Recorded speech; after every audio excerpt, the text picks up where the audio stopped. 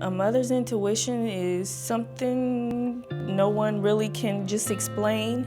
I felt like there was something wrong with my child, except I had no idea what that something was. So I brought him into Children's and, they immediately rushed him right back. Like, he didn't have to sit in the waiting room at all. They started running tests, and then the doctor that was on duty in the ER came in and she told me that he had a tumor on his brain and that he was going to be admitted. He was found to have what's called a medulloblastoma. It does involve a lot of therapy, including a pretty big surgery that he had up front that really has a lot of risk with it.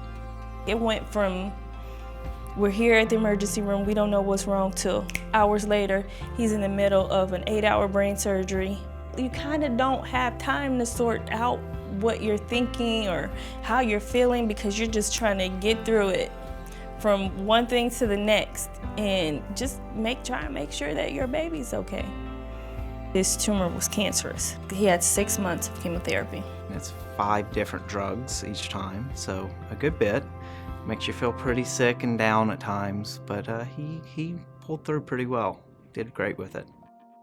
I was real comfortable with the care that he received, with the way that they treated him. He was, I say all the time, he was a part of their family. They fought over who would be his nurse, who would take care of him, because they say he was so easy to take care of, and he was.